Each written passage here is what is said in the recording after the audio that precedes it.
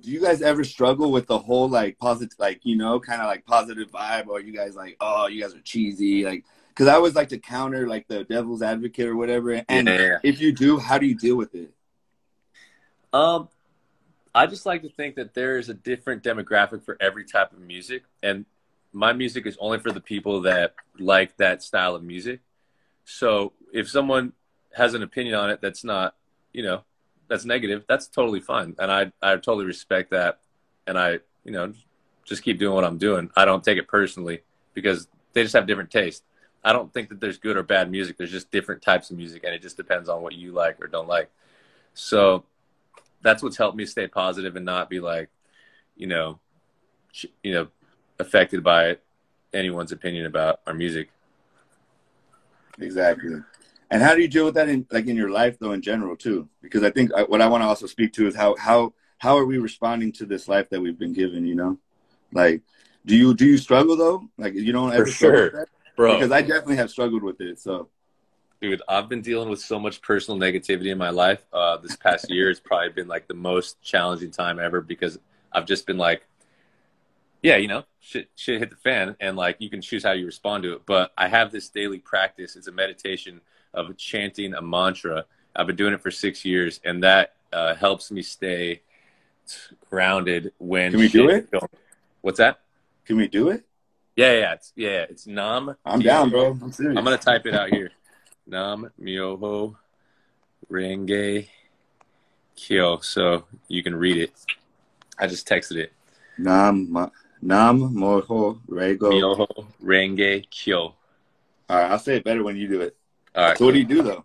I look at a mandala that represents my highest potential, so I'm focusing on it, and I'm also saying a mantra that the literal translation is devotion to the mystic law of cause and effect through sound vibrations. So I was raised in like a Christian family, and that when I first interpreted that, I interpreted it as devotion to God's law of cause and effect through sound or like the spoken word. So like you can be any religion and still acknowledge that there is a universal law of cause and effect. When you do something, there's going to be an effect. When you think something or feel something, there is an effect. And so this is just reaffirming that we can create causes that will create effects. And also the act of making that sound elevates your vibration. So it's, there's a lot to done? it. Can you say it just a couple times? Okay. Nam yo renge kyo. Nam yo renge kyo. Nam yo renge kyo. That's dope, bro. I'm into that stuff. What I'm trying to do in this life is stay really open to the opportunities. And I was very closed-minded, gangster rap in the 90s, you know, like I was a tough guy, and I missed out on a lot. And I had a stepbrother that would listen to all kinds of crazy music, and it just like, you know, and he opened me up to things where later on I was able to like remember that and be like, I got to do that. Let me see. We've been doing what I just did, just like chant 3 times and then just say, hey, that's just the meditation we do to bring out our highest potential. And I'm going to do it tonight, actually, to start the show. I'm just going to hop on there, and just do it like hella deep. And then just say, hey, this is what we do. It's a mantra to bring out your best potential. If you want to know more about it, just ask me after the show, and then we'll just get it.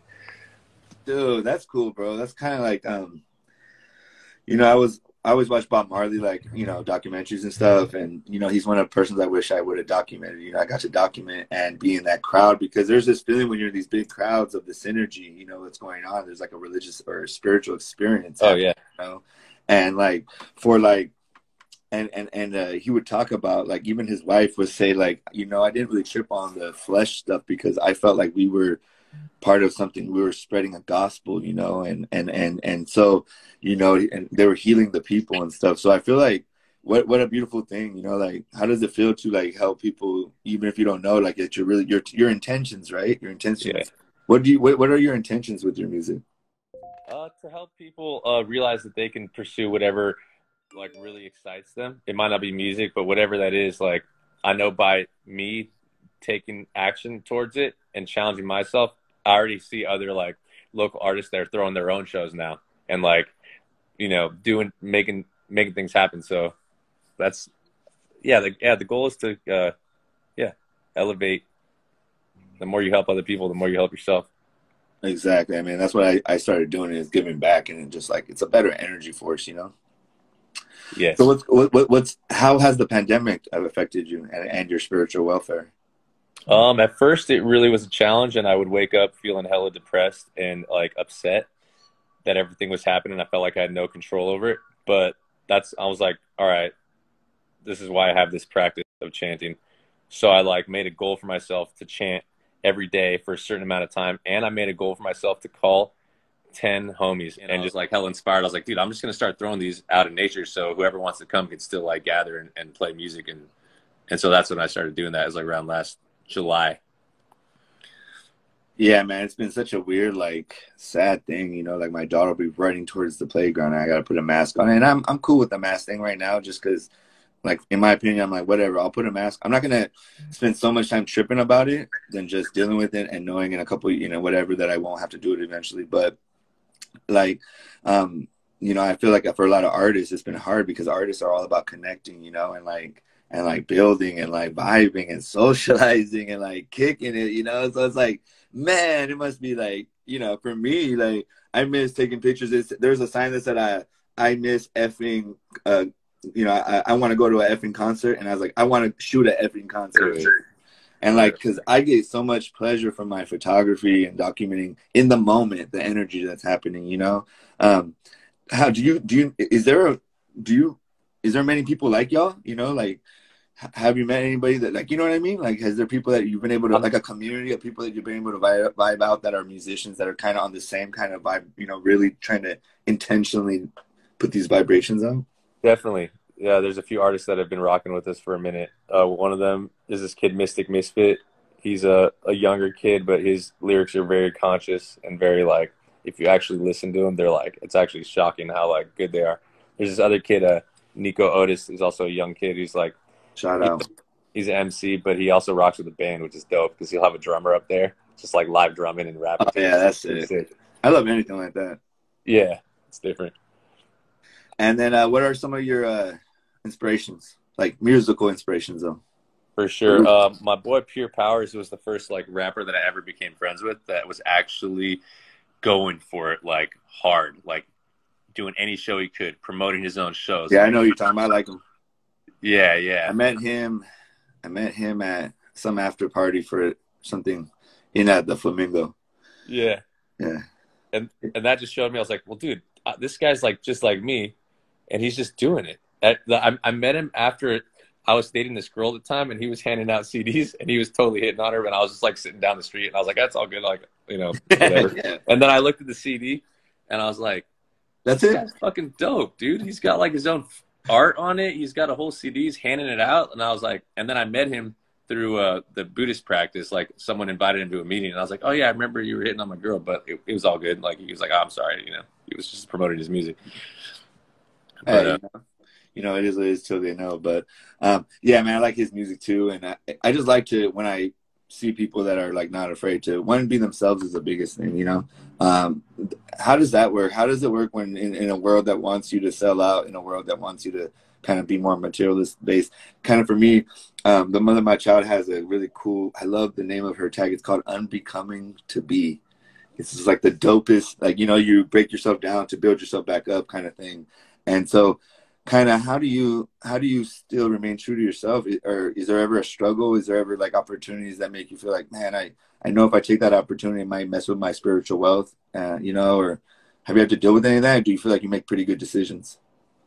I make pretty good decisions, but I have dealt with that, like, with females in my life, popping up, and then me being like, okay, if I pursue this, this is going to be a major distraction to my music, but it's also very enticing. And so I've like actually gone down that path and like experienced like, okay, I'm totally getting distracted from my goal right now. And then I actually prayed that would like somehow resolve itself, you know, in a way where I could get back to on track. And it did. And it happened really quickly. And now like, I'm like, my girlfriend is my music and my, yeah, right now. So like I'm just like on it like that. Yeah. How do you deal with that, bro? How do you deal with women? How do you deal with? Can I ask you kind of a personal question, bro? Sure.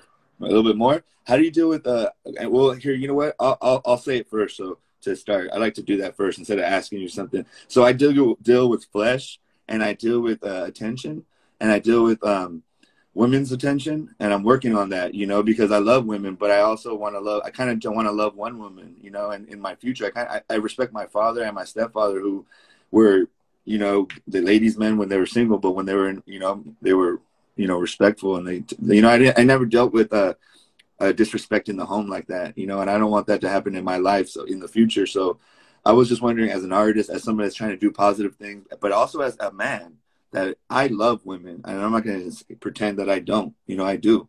So how do you kind of, because I've had to recalibrate how I deal with them and re-understand myself and my power relations, and also when you get attention, you got to be responsible with that attention, but I was never responsible with it in my 20s in Los Angeles. And I carry some of that karma, you know, still, and I'm working through it. So I was just wondering how do you deal with that kind of those dynamics, if you do? For sure. Yeah, I've definitely dealt with that this year. And what I've just been like challenging myself to be as honest and open from the get-go about everything. And I just, if I'm interested in a girl, I'll just tell her, hey, I'm interested in you. I appreciate your company. But just so you know, the disclaimer, I am totally sovereign. I'm totally free. I'm totally single. And I'm down to keep like hanging out with you, and I enjoy your company. But I just want to communicate that to you, that I'm going to do whatever I want at any time. And I know that may bother you at some point. So just know that I at least respect you enough to tell you that from the start. Exactly. And that way, the homie said transparency. Yeah. Shout out and to sometimes they don't like that. Misfit. Hell yeah, Mystic. What's up? Dude, he's performing today too. Oh, nice. All right. Well, anyway, shout the homie out. That's right. The Misfit. That's right. Freedom. Hey, no. And this is what my mother taught me, bro. She's like, Mijo, put your cards down right in the beginning. And no matter what, with your intentions, because no matter what, there'll be a foundation of respect. And I think men understand that women like honesty, but I think they don't know how much they value it. And if you let them know that from there on out until whatever happens, there's respect from the beginning, that I told you this is where I'm at. But the word that got me right now is you said sovereign, bro. Like, that's a shit. I'm about to take that word, put it in mind. Not that I want that. I want to be, to be honest, I want to be in a loving relationship with the mother of my child, but I'm working through things, but I'm also transparent. And we have our set boundaries to like work through our thing, you know, our own things. And I'm a very open person. I want to be like that because I feel like anything that's in the dark will come to the light. So why not just be yourself in every space? And the people that are going to be there are the people that are going to be there, you know, even if, you know, and at least give them the choice, you know? Exactly, bro. And who wants to manipulate somebody? There's no way to live, dude. I've lived that life, and you're just constantly hiding, and you're not in line with your values, and it's not, you feel it. It's not a good vibration. How has that worked for you, bro? Do you feel like, do you think age, or is it time, or what? Because I know that with some things I've had to learn kind of the hard way. They say smart people, or was it smart people learn from their mistake, or was it wise people learn from other people's mistakes? I've always had to learn from like my mistakes. I rarely get, now I'm starting to learn from other people's mistakes, but have you had to take some spiritual like cost and loss to get to the place you're at now? For sure, bro. Yeah. I went through like a very challenging breakup that I caused by just lying so much that eventually she just got fed up with it. I was like, yeah, I'm not dealing with it anymore. And I just didn't like love myself enough to like stand up, like live in line with my values. So I was just like, no, I need to have your love.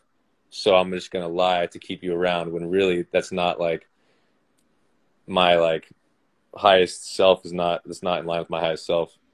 But so it was painful to like transition out of that, but that's what got me into being really serious about music. So I'm actually really so grateful that like we went through that. Unbecoming to be kind of thing, right? Like I was telling you about the mother. I love her handle, because it's like you had to get a little.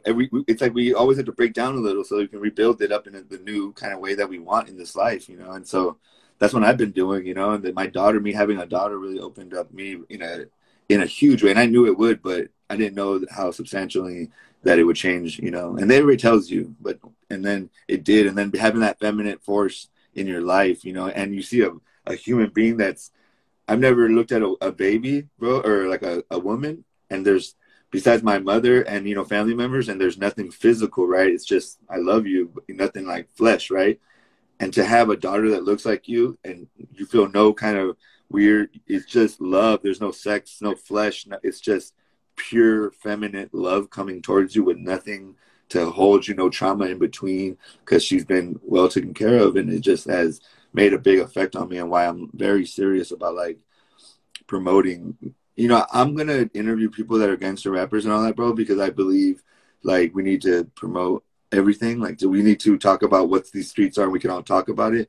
But me personally, I'm like your boy said, and I feel bad that we didn't get him on again, is that what he was saying, what I really liked in the beginning about positive images, positive visuals, breed positive thoughts, and we attach to more positive things, and we have a better fucking day, you know?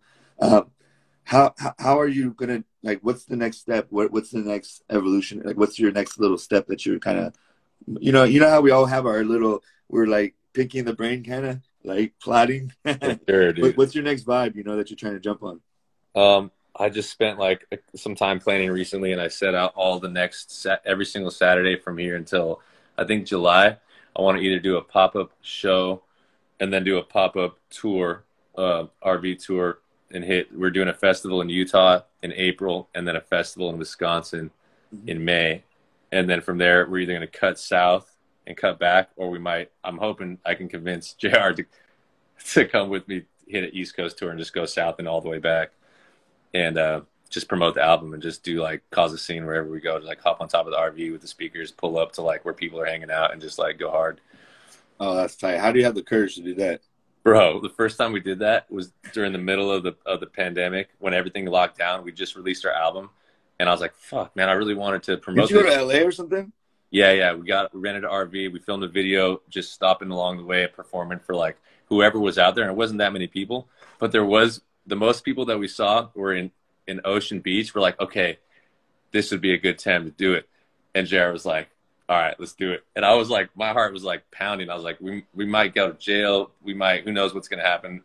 But we just pulled up, we parked in like a red zone. And then we just hopped on top of the RV, got the speaker up there, and just did like a 15-minute set. And the cops didn't come until like we were tearing it down. And he's like, yo, someone called 911 and said that someone was like, blocked the red, which that's not an emergency, but whatever, freaked somebody out. So they just gave us a ticket, and I was like, all right, that's cool. And then like a month later, I looked it up, and they didn't even give it to us. They were just like telling us to keep it moving. Yeah, man. I know. I saw that. I mean, how I looked at it is you guys were, it's just you all, and you weren't like trying to make like, and it was all outdoors, you know. There were already people there. We were just providing music for the people that were there. We weren't like, it was nothing like premeditated or anything. Yeah, but it was challenging. Yeah. So do you have any inspirations that are older though? Yeah, like the first rapper that I ever like really liked was Eminem. That was when he was like really like coming with shock value and stuff. But I was just like so amazed that someone was so bold and didn't care at all what he was getting, like pummeled by all kinds of media, because his message was pretty extreme. But I really admired that someone just like didn't care at all and was still doing what they wanted to do. And I'd say he was like a major influence. And yeah, Nas is dope. I love Lil Wayne. A lot of big mainstream rappers, but yeah. Well, it's because I asked this because how your music is so like I can't like can you define your music, or how would you? This last album is probably like half pop. We have like 2 or 3 like songs where we just rap on, and then the rest are like mainly singing with some like rap singing verses. But it's definitely just, we've just based it off of the beats that we find that we really that feel good. We're like, this feels good, so let's write to it. And so yeah, it's more of like a pop hip hop vibe than a hip hop pop vibe.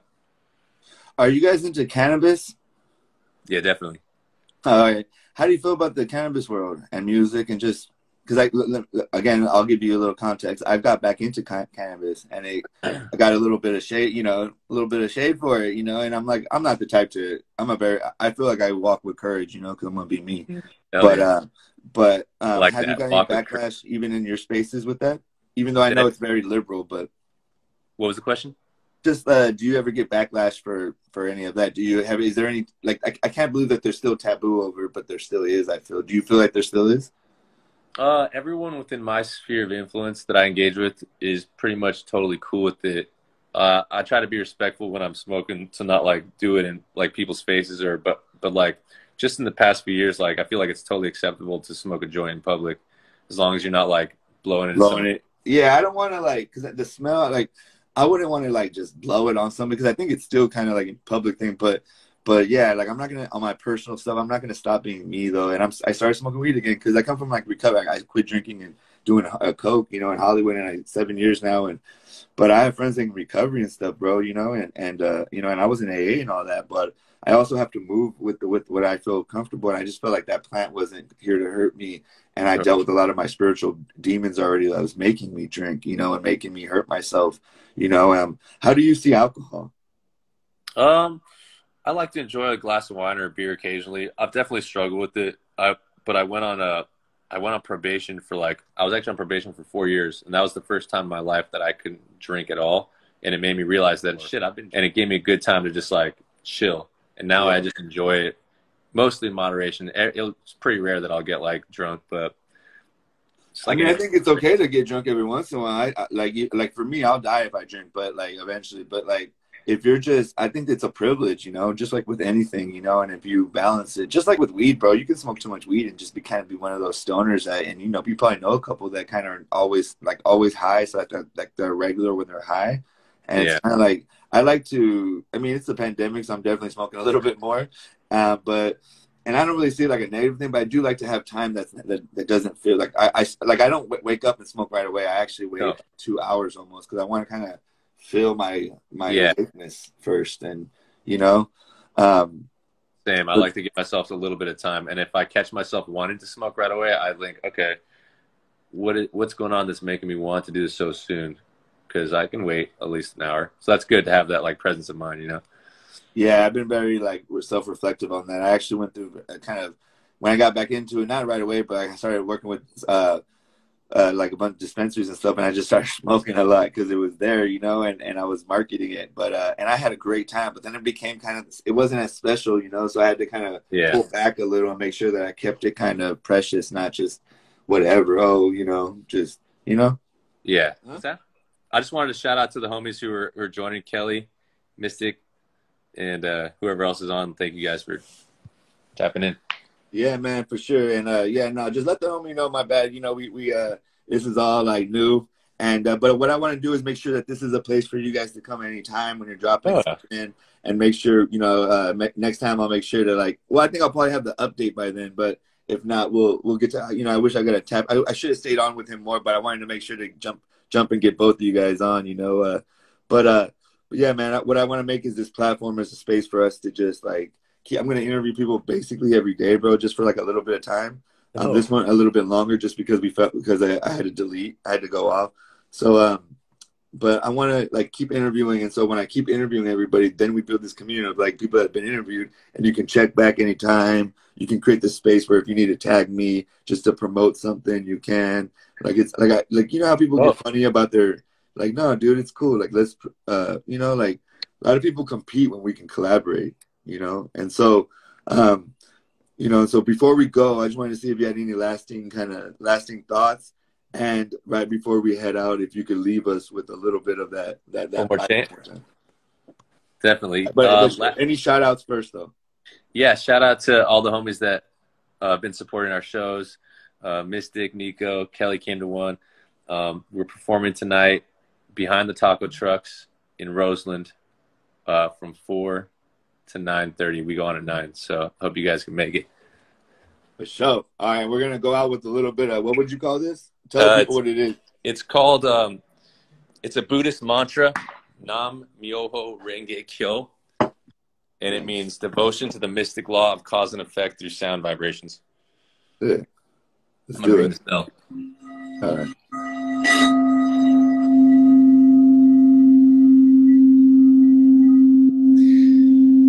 Nam Myoho Renge Kyo, Nam Myoho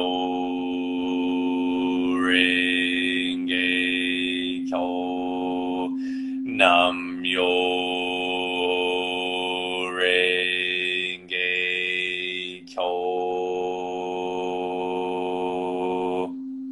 Dope, bro. Appreciate the vibes, my boy.